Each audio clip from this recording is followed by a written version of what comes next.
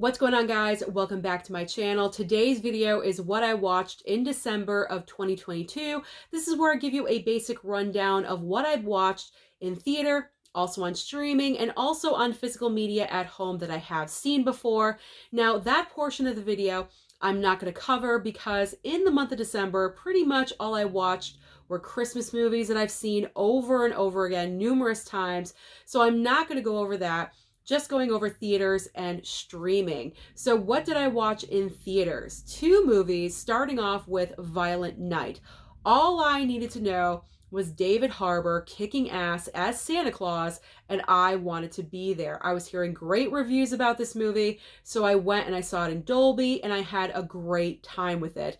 This movie is a mix of Bad Santa, Die Hard, and Home Alone, all Christmas classics that we love to watch every single year. So it was definitely wonderful to see this film. I thought David Harbour was perfect casting as Santa, and the family that does get attacked, they're not the best characters. And what I mean by that, they're greedy, they're nasty, they have bad intentions, or they're just plain mean. You don't really care about any of them. You're not really invested. But the little girl in the movie, that is where your emotional heartstrings are going to get pulled. Her relationship with David Harbour Santa is so cute. It is so adorable. I loved it. I really enjoyed this movie from beginning to end. I know some people have said that some spots were kind of boring, but I never felt that. I had a great time with it all the way through. I actually wish there were more ass-kicking scenes, to be honest. I wanted more. I wanted more. I didn't want it to end. So I'm hoping that maybe we get more movies like this in the future. Not really sure, but fingers crossed.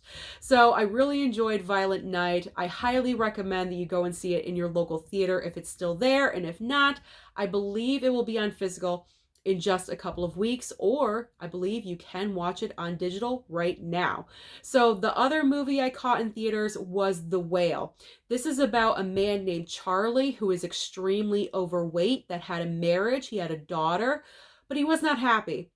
He had to be true to himself. So he left his marriage to go and be with his gay lover. Nothing wrong with that. You got to be happy, right? But because of that, the relationship between him and his daughter, played by Sadie Sink in the movie, was extremely damaged. They have no relationship. So what Charlie wants to accomplish, he wants to rebond and reform that relationship with his daughter in this movie. That's pretty much what the movie is all about. And then the overweightness of Brendan Fraser's character is kind of the secondary plot line, because I do believe the relationship between him and his daughter is the focal point.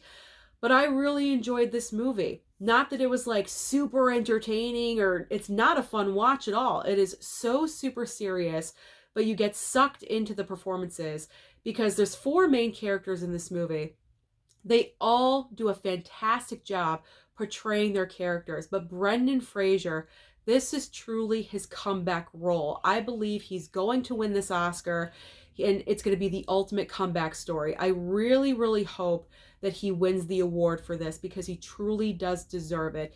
Some of his scenes are just so magnificent. The way he portrays his character, he doesn't even have to say a word. His facial expressions say it all. Some might say this movie is boring because it really does take place in one primary location, but I never felt that. I was truly engrossed in this movie from start to finish for the entire 2 hours, and I will say the final 20 minutes of this film had me in tears. I didn't even know the tears were coming. I was just so invested in the storyline, in what was saying and what was being said in the dialogue in front of me. I couldn't help but cry. It makes you so emotional, and it really does affect you. It is worth seeing. So if you can catch this in your local movie theater, I know it's probably going to be difficult because some smaller theaters don't show small movies like this, but I really hope you can catch it because it really truly deserves to be seen by many, many people. All right, let's move on to streaming. What did I watch on streaming? A lot, surprisingly so, because I was so busy watching Christmas movies, but I found the time to work in streaming. So starting off with Just Friends over on Peacock. This is one of my favorite Christmas comedies, I should say. I've been watching Just Friends for decades. This movie, I have seen it so many times. I can quote it. This is starring Ryan Reynolds and Amy Smart. This was pretty much before Ryan Reynolds kind of blew up and became an A-list star and so well known. He was still kind of under the radar just a little bit. So in this movie, he plays a character named Chris in the beginning, extremely overweight, and him and Amy Smart are in high school. They're best friends. He's in love with her, but she doesn't see him that way. She just sees him as like a brother figure. So later on in life, he comes back to his hometown. He's the Ryan Reynolds we know today. He's skinny, he's fit, he's gorgeous, obviously, and he's still trying to get the girl. So following him in this movie is just so entertaining. It's always a great good time. I feel like this movie is underrated. Like, no one really talks about it, so people should talk about it. Go and check out Just Friends when you have the time. Even if it's not Christmas. It doesn't need to be Christmas. It's just a great comedy that needs to be seen. All right, moving on next to Black Xmas or Black Christmas over on Hulu. I believe this film came out in 2006, I want to say. You have the original, which I love. Then you have this one, and then you have 2019's Black Christmas, which I have not seen, and I probably won't. So this version of Black Christmas, or Black Xmas, however you want to say it, I'll just say Black Christmas. This interpretation of Black Christmas, I'm kind of torn down the middle. There are some positive things about the movie, but also some negatives. So the positives about this version is that the production design really went all out to represent Christmas. The Christmas lights in the hallway, the tree, all the decorations. I really enjoyed that. It really felt like Christmas time. And then I really did enjoy that one of the original actresses from the first Black Christmas, the original, was back in this movie as the house mother. I thought that was a nice touch. I really enjoy when remakes can do that, bring back legacy characters, so to speak, and put them in the remakes. So that was nice, a nice little touch on their part to do that. But the negative part of the movie for me, those were small little positives, but the main negative was that in the original movie, what makes it so good is that you really don't know much about the killer, why they're doing what they're doing. It really is a big mystery. But in this version, you know everything. It's like a big map, and they just tell you everything of what is going on in the storyline, what happened here with this character. There's a Billy, there's an Agnes, you know who they are. In the first movie, we didn't know who Billy or Agnes was. Who's Billy? Who's Agnes? I don't know. Is Billy the killer? We don't know. But in this version, you know everything. And I didn't really like that because that was part of the reason why the first film was so good, was that you had that mystery factor of what was happening and why, but not in this one. Everything is spelt out for you. It does have some decent kills. I will say that. I'll give that to its credit. You definitely have some great good looking sorority chicks to kill off. But other than that, it's just an okay version of Black Christmas. I'm not overly in love with it. I probably will watch it again in the future. I'm not completely writing it off, but it's nothing compared to the original. It is nothing, at least in my opinion. Obviously, different people have different opinions. If you think differently, that is perfectly okay. So let's move on next to the Santa Clauses on Disney+.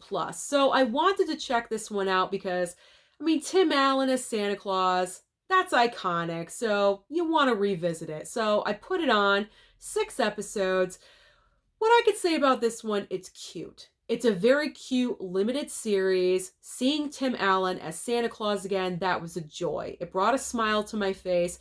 They brought back a lot of the original characters, which I enjoyed that factor. The wife came back. That was great. But what I didn't like were a lot of the characters were annoying. They were so annoying, especially their son.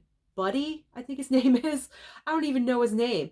The son of Tim Allen and his wife from the movie, now in the series.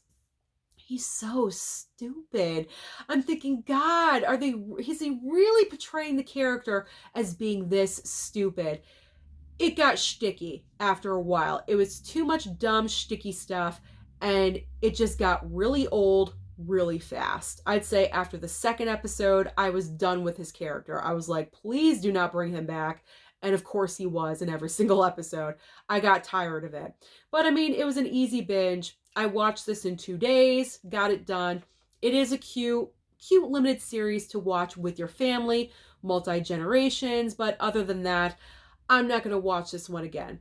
I am good. It was a nice reunion, but I'm done now. All right, next up is The Good Nurse on Netflix. This actually made my top 10 movies of 2022.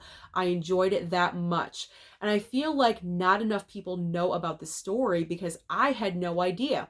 This is based on true events. This is about a male nurse that was killing patients. So Eddie Redmayne plays the character of the male nurse, and Jessica Chastain plays the other nurse that worked with him on third shift. She ended up helping the police crack the case. Such an amazing story. Great performances. I love a movie that can inform me and let me know of something that I had no idea about, and this definitely did the job. This man is accused of killing over 400 patients. I can't even fathom that. Why I did not already know this, I have no idea. I've been living 42 years and I didn't know about this case. So I can appreciate Netflix very much for putting on this movie because I just loved it. I loved it so much. And Eddie Redmayne is nominated for a Golden Globe for this performance. So definitely check it out if you have the time. All right, next up, we got, oh boy, Disenchanted on Disney Plus. I was bored. I was bored one night and I said, you know what? Let me watch Disenchanted. Let me see how this one is. You don't need to.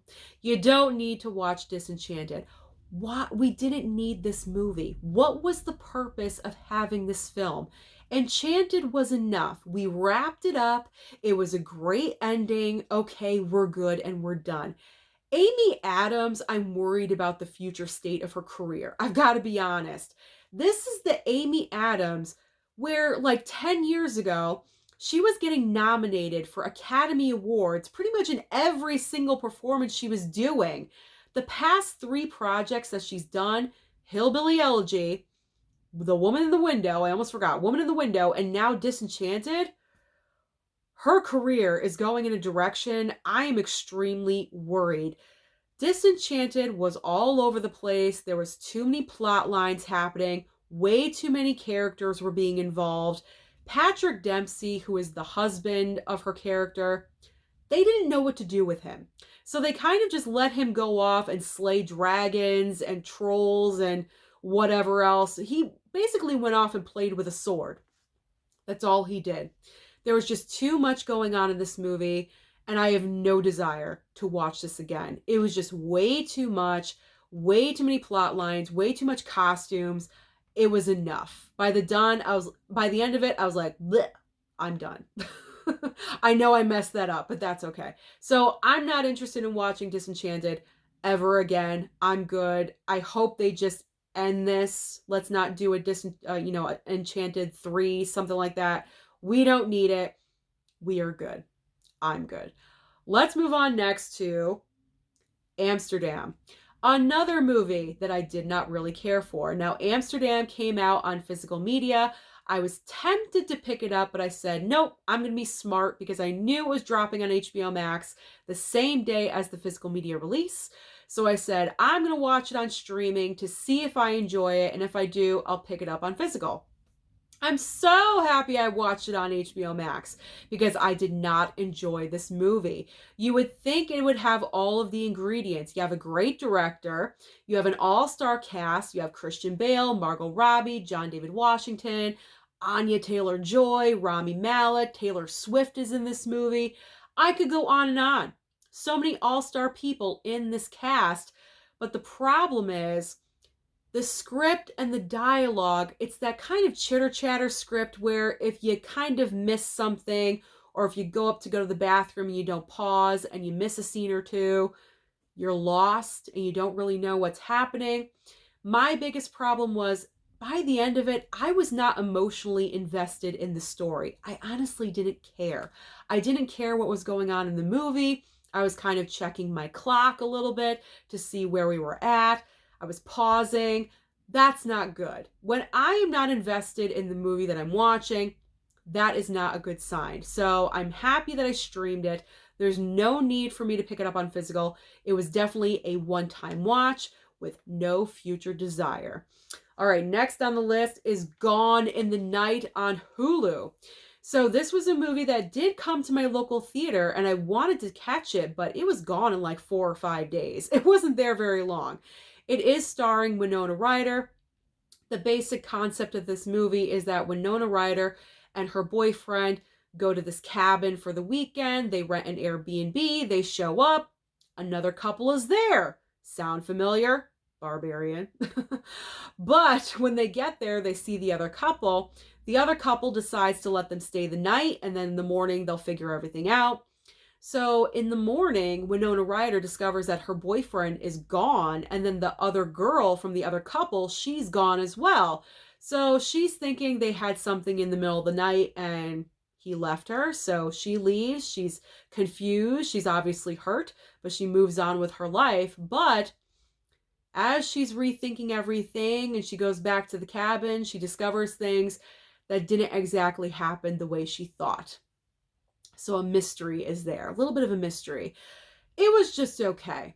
It didn't knock my socks off by any means. Got to be honest, it was a little lame, a little disappointing. But the biggest thing I was disappointed with was Winona Ryder's performance. I mean, I know she's kind of having a comeback right now because of Stranger Things, and I mean, she's good on there. I like her on there. But in this movie, she was just going through the motions. I felt like she wasn't really truly wanting to be there and be in that role for some reason. I don't know. It didn't feel like she was giving anything to the part. It was just very basic, kind of robotic. It didn't even seem like she knew that she was there sometimes.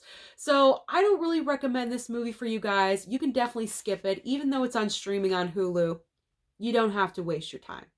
All right, next up is Glass Onion on Netflix. Now, I did catch this movie in the theater because I didn't want the twist or the reveal ruined for me. So I went to the theater and I watched it. I wasn't the biggest fan. I gotta be honest. I enjoyed the first Knives Out better than Glass Onion. I mean, it's a decent movie, but definitely not living up to the hype of the first one. So I wanted to give it an honest rewatch. Sometimes when you watch things at home, you have a better experience. That definitely happened to me with Nope. So I wanted to give Glass Onion another chance. So I did, and I feel the exact same way. I'm not a fan of this movie, and I know it's going to be shocking because a lot of people, the majority of people, really love this movie. Some people enjoy it more than the first Knives Out. Not me. I don't know what it is. I feel like the killer was so obvious. I knew straight away who it was. No suspicion was cast on any of the other characters, I feel like. And so it's kind of, well, why are we here? What's the point of the movie if I knew straight off who done it, if you know what I'm saying? So I don't know. Glass Onion just did not mesh with me in theater nor at home. So I don't know. I guess if it ever comes to physical, I won't pick it up. I don't know. It's probably not going to, but I just did not care for Glass Onion. I don't know. It just didn't get me where it was supposed to, and I'm kind of upset about that. All right, the final item I caught on streaming, the Banshees of Inisherin over on HBO Max. I highly enjoyed this movie as well. This movie also made my top 10 list of the year of 2022. This is basically about two grown men. They have this long-term friendship, but one day, one of the friends decides, I don't want to be friends with you anymore. That's it. That's what this whole movie is about. So Colin Farrell plays the man getting this information that his friend does not want to be friends with him anymore. And pretty much the entire movie is about Colin Farrell processing this information. He's confused. He doesn't know what he did. Did he say something? Did he do something? How are they going to fix it? Trying to get back. Like, he's trying anything and everything to figure out what he did and to try to make up for it. But there's nothing. There is no answer. Well, there is an answer, but I don't want to say what it is. I don't want to spoil it. I don't want to spoil it.